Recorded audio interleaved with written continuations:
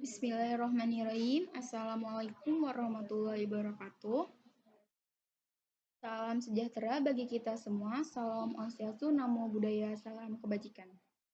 Di sini saya selaku moderator kelompok 6 statistika dengan judul analisa data berkala dengan metode Laskwer. Kami dari kelas 11 3A 14 Sistem Informasi Akuntansi. Di sini juga saya bersama rekan saya yaitu yang pertama saya sendiri Ajijah dengan NIM 11200-547. Yang kedua Mumun Munawaroh dengan NIM 11200-475. Yang ketiga Alpiani Wijayanti dengan NIM 11200-297. Yang keempat Nabila Permata Mulia dengan NIM 11200-331. Dan yang terakhir Desiana Syafitri dengan NIM 11200-539. Alhamdulillah, puji syukur kami panjatkan kehadirat Tuhan Yang Maha Esa. Atas izinnya kami dapat menyelesaikan tugas penyusunan makalah mata kuliah statistika ini dengan baik dan tepat pada waktunya. Adapun tugas makalah ini kami susun guna untuk memenuhi tugas mata kuliah statistika dengan judul analisa data berkala dengan metode Laskwer di Fakultas Teknik dan Informatika di Universitas Bina Sarana Informatika Kerawang. Semoga makalah ini dapat bermanfaat untuk teman-teman mahasiswa. Kami menyadari bahwa tugas yang kami buat ini masih banyak kekurangan. Oleh sebab itu, kami mengharapkan kritik dan saran yang bersifat membangun demi kesempurnaan makalah ini. Selanjutnya akan dijelaskan oleh rekan saya.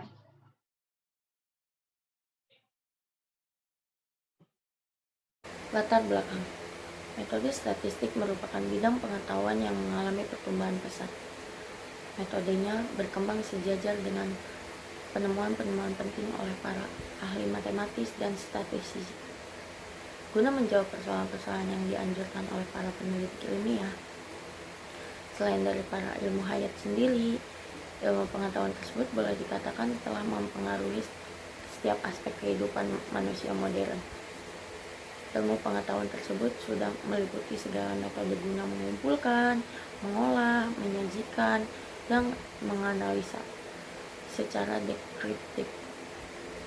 Coston dan Coudon berpendapat bahwa metode statistik selalu memberi tekanan pada teknik mengumpulkan, mengolah, menyajikan, menganalisa data kualitatif secara deskriptif agar dapat memberi gambaran yang teratur tentang suatu peristiwa. Karena itu, metode ini dinamakan metode statistik deskriptif. Semakin sering kita mempelajari tentang statistik deskriptif, maka semakin banyak pula pengetahuan tentang apa itu statistik. Baik, perkenalkan nama saya Nabila Permata Mulia dengan NIM 11200-331. Di sini saya akan melanjutkan presentasi dari kelompok saya. Baik, saya akan menjelaskan tentang batasan masalah dari penulisan makalah ini. Penulisan makalah ini hanya pada analisa data berkala dengan metode Laskwer. Tujuan dari pembuatan makalah ini adalah untuk mengumpulkan, mengolah, menyajikan, dan menganalisa data kuantitatif secara deskriptif pada metode Laskwer. Tujuan dari pembuatan makalah ini untuk memenuhi tugas mata kuliah dari tugas mata kuliah statistika. Selanjutnya, manfaat penulisan dapat memberi informasi mengenai teknik menganalisa data dengan menggunakan analisa data berkala dengan metode Laskwer atau kuadrat kecil. Selanjutnya, metode penulisan pada makalah ini yaitu dengan pembahasan berdiskusi secara kelompok atau tim berdasarkan studi pustaka atau dari buku, modul kuliah, dan referensi dari buku tambahan online dan juga internet. Terima kasih. Bismillahirrahmanirrahim. Perkenalkan, nama saya Alpiani Wijayanti dengan NIM 11200-297. Baik, di sini saya akan melanjutkan presentasi dari bab 2 yaitu pembahasan. Sini ada 2.1 tentang analisa data berkala dalam statistika deskriptif.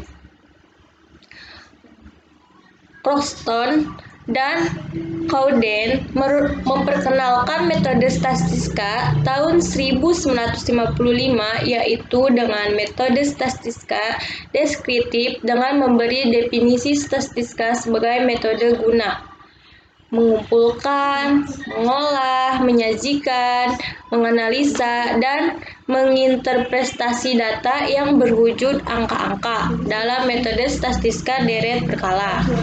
Sini ada 2.2 yaitu pengertian analisa deret berkala.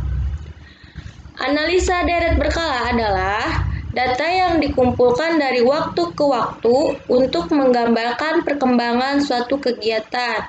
Misalnya, perkembangan harga, hasil penjual, jumlah penduduk, jumlah kecelakaan, jumlah kejahatan, dan sebagainya. Serangkaian nilai-nilai variabel yang disusun berdasarkan waktu, yaitu serangkaian nilai-nilai variabel data yang terdiri dari variabel YI yang merupakan serangkaian hasil observasi dan fungsi dari variabel XI yang merupakan variabel waktu yang bergerak secara seragam dan arah yang sama dari waktu yang lampau ke waktu yang mendatang. Nah, deret berkala atau runtut waktu adalah serangkai pengamatan terhadap peristiwa, kejadian, atau variabel yang diambil dari waktu ke waktu, dicatat secara teliti menurut urutan-urutan waktu terjadinya, kemudian disusun sebagai data statistika. Selanjutnya, dari suatu runtutan waktu akan dapat diketahui pola perkembangan suatu peristiwa, kejadian, atau variabel. Jika perkembangan suatu peristiwa mengikuti suatu pola yang teratur, maka berdasarkan pola perkembangan tersebut akan dapat diramalkan peristiwa yang bakal terjadi di masa yang akan datang. Sini ada 2.3 yaitu komponen deret berkala. Pola gerakan runtut waktu atau deret berkala dikelompokkan ke dalam 4 pola pokok. Pola ini biasanya disebut sebagai komponen dari deret berkala runtut waktu. 4 komponen deret berkala itu adalah yang pertama adalah tren. Tren yaitu gerakan yang berjangka panjang yang menunjukkan adanya kecenderungan menuju ke satu arah kenaikan dan penurunan secara keseluruhan dan bertahan dalam jangka waktu yang digunakan sebagai ukuran adalah 10 tahun ke atas. Yang kedua adalah variasi musim, yaitu ayunan sekitar tren yang bersifat musiman serta kurang lebih teratur. Dan yang ketiga adalah variasi siklus, yaitu ayunan tren yang berjangka lebih panjang dan agak lebih teratur. Dan keempat adalah variasi yang tidak tetap, irregular, yaitu gerakan yang tidak teratur sama sekali.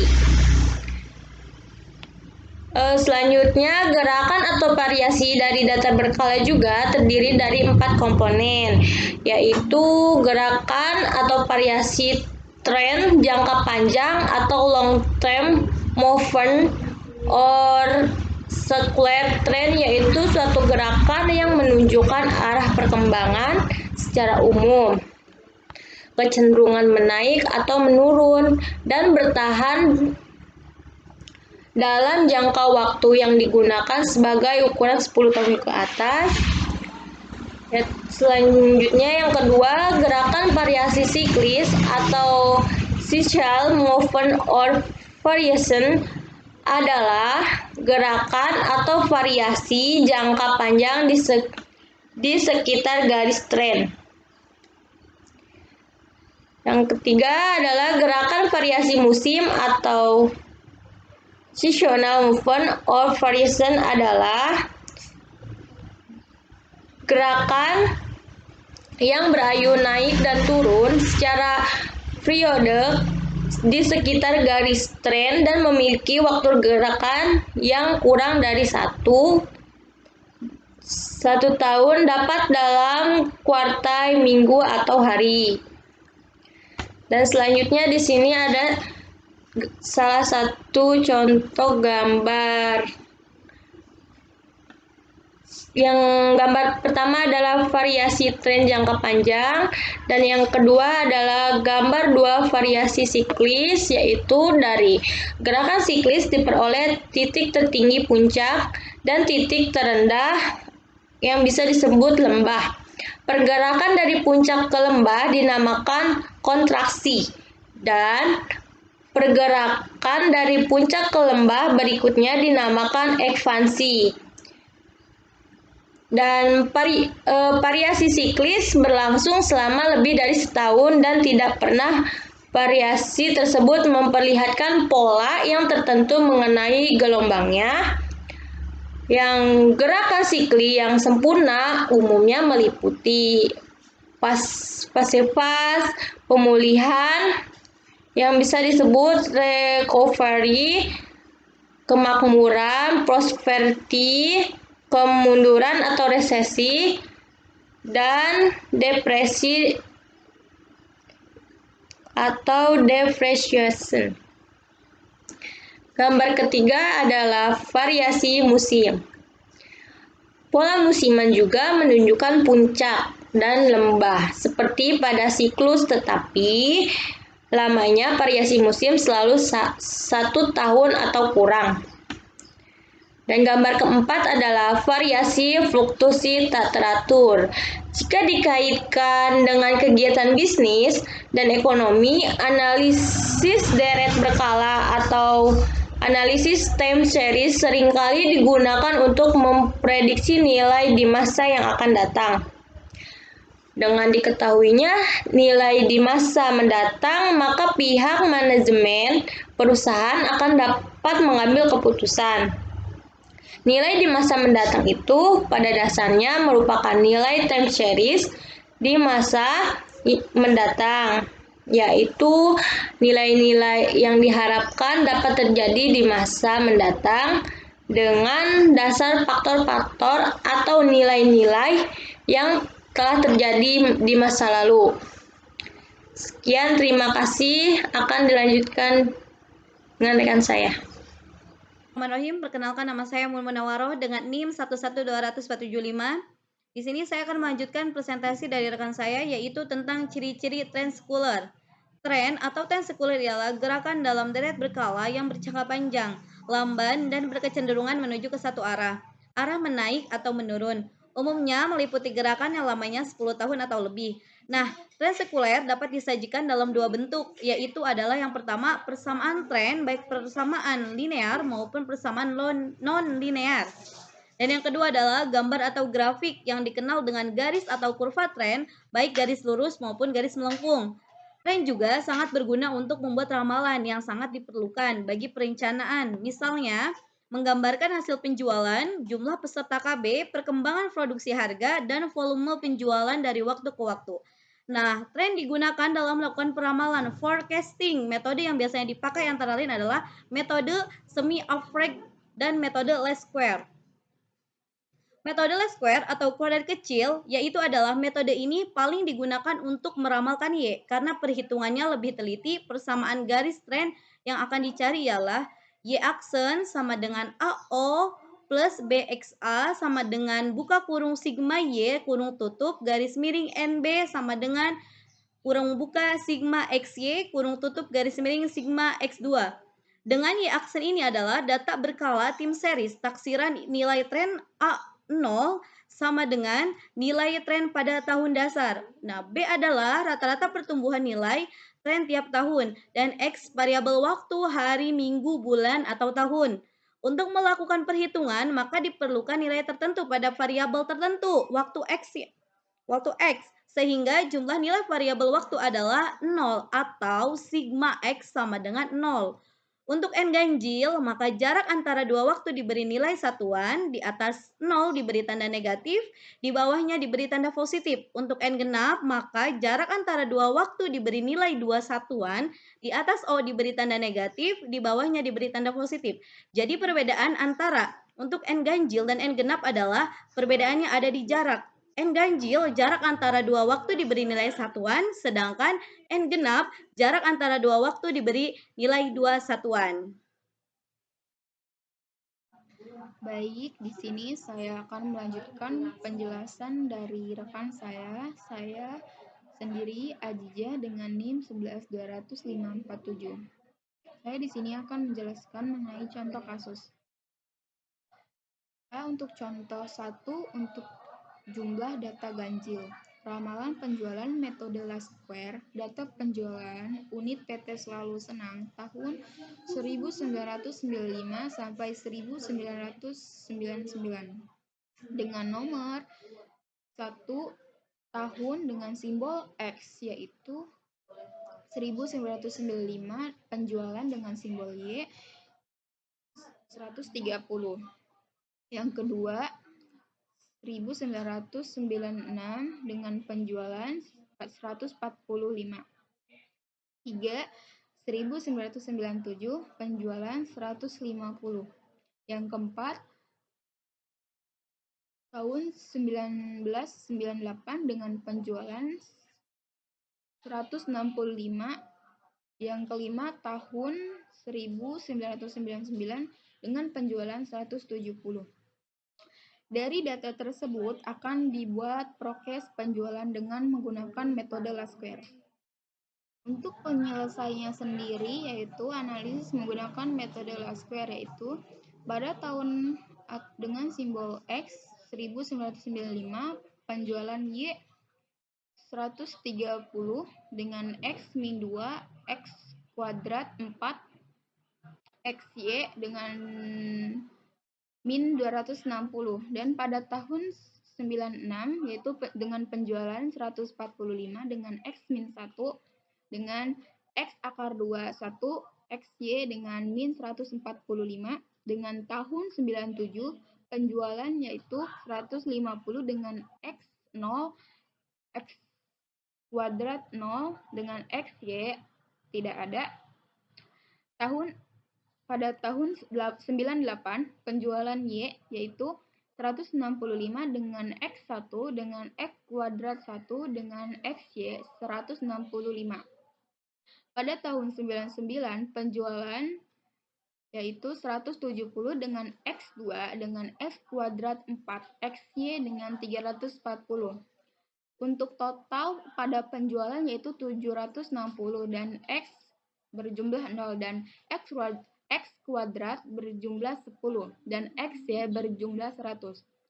Untuk mencari nilai A dan B yaitu A sama dengan 760 dibagi 5. Nah, 5 ini hasil dari pembagian penjualan dari tahun 95 sampai tahun 99 dengan jumlah 152. Dan yang ke B yaitu B sama dengan 100 dibagi 10 sama dengan 10, dan untuk 10 ini berhasil dari penjumlahan total X kuadrat, dan 100 ini hasil dari penjumlahan XY dibagi menjadi hasil 10. Setelah mengetahui nilai variabel A dan B, maka persamaan trennya dapat diketahui yaitu Y sama dengan 152 ditambah 10X besar. Dari persamaan fungsi Y di atas, maka nilai tren dari tahun 1995 sampai dengan 1999 dapat diketahui untuk tahun 95 yaitu dengan penjualan 132, 96, 142, 97, 152, 98, 162, 99, 172. Dari persamaan fungsi Y di atas juga dapat disusun ramalan penjualan pada tahun berikutnya. untuk dijadikan dasar pembuatan anggaran penjualan. Dengan Y buka kurung 2000 tutup kurung sama dengan 152 ditambah 10 buka kurung 3 tutup kurung ya, dengan hasil 182. Jika bertanya 182 itu dihasilkan dari 10 dikali 3 ditambah 152 dengan hasil 182. Untuk tabelnya bisa dilihat dari tahun 2000 sampai tahun 2004 untuk penjualannya itu pada tahun 2000 dengan penjualan 182, untuk tahun 2001 dengan penjualan 192, untuk tahun 2002 dengan penjualan 202, untuk tahun 2003 dengan penjualan 212, untuk tahun 2004 dengan penjualan 222. Nah, untuk selanjutnya yang B yaitu contoh 2 untuk jumlah data genap. Sebelumnya itu data ganjil. Nah, data genap ramalan penjualan metode Last Square, data penjual unit PT Berkah Abadi tahun 1995 sampai tahun 2000 dengan nomor 1 pada tahun 95 dengan penjualan Y 130. Nomor 2 tahun 96 penjualan Y 145. Nomor 3 tahun 97 dengan penjualan 150. Nomor 4 tahun 98 dengan penjualan 165. Dengan nomor 5 untuk tahun 99 dengan penjualan 170. Dengan nomor 6 tahun 2000 dengan penjualan 185. Dari data tersebut akan dibuat ramalan penjualan dengan menggunakan metode Last Square. Selanjutnya untuk penyelesaian sendiri yaitu analisis menggunakan metode Last Square pada tahun 95 dengan penjualan Y yaitu 130 dengan X min 5 dengan X akar 2 yaitu 25 dengan XY sama dengan yaitu min 650 dan seterusnya. Untuk mencari nilai A dan B yaitu A sama dengan 945 dibagi 6 sama dengan 157,5. Nah, untuk angka dari 945 sendiri itu dihasilkan dari total penjualan Y. Nah, untuk 6 sendiri yaitu dibagi dari tahun dari 95 sampai tahun 2000. Nah, dengan yang berhasil 157,5 dan yang ke B yaitu B sama dengan 365 dibagi 70 dengan hasil 5,21.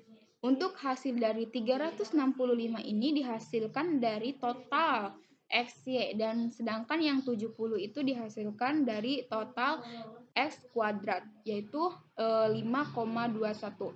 Nah, setelah mengetahui nilai variabel A dan B, maka persamaan trennya dapat diketahui yaitu Y sama dengan 157,5 ditambah 5,21 X besar. Nah, dari hasil tadi yaitu tahun 95 untuk penjualan Y yaitu 131,45 sama dengan 131 dan untuk tahun 96 untuk penjualan 141,87 sama dengan 142. Untuk tahun 97 dengan penjualan 152,29 sama dengan 152. Untuk tahun 98 dengan penjualan 162,71 sama dengan 163. Untuk tahun 99 untuk penjualan yaitu 173,13 sama dengan 173. Dan untuk tahun 2000 dengan penjualan yaitu 183,55 sama dengan 184. Dengan cara yang sama dapat pula diketahui ramalan penjualan untuk tahun 2001 sampai 2005 yaitu 2001 untuk penjualan yaitu 109 153,97 sama dengan 193. Untuk tahun 2002 dengan penjualan yaitu 204,39 sama dengan 204. Untuk 2003 yaitu 214,81 sama dengan 215, dan untuk 2004 yaitu 225,23 sama dengan 225, dan untuk 2005 yaitu dengan penjualan 235,65 sama dengan 236. Baik, setelah penjelasan materi di atas yang telah dijelaskan oleh teman-teman saya, kesimpulan dari materi ini ialah peramalan yang diberikan oleh metode paling sedikit persegi dalam data berkala cukup baik. Itu menunjukkan bahwa metode paling sedikit persegi merupakan metode yang lebih teliti, jadi sering digunakan untuk menghitung data berkala. Selain itu, metode paling sedikit persegi juga dapat digunakan tidak hanya untuk meramalkan penjualan, tetapi berbagai macam peramalan lainnya. Sebagai contohnya, yaitu perkembangan produksi dan lain-lain. Ramalan penjualan hanya perkiraan atas penjualan masa kini yang akan datang. Jarang sekali penjualan akan sama dengan peramalan penjualan, baik jumlah penjualan di atas melebihi jumlah ramalan penjualan, maupun jumlah penjualan di bawah atau kurang dari jumlah ramalan penjualan.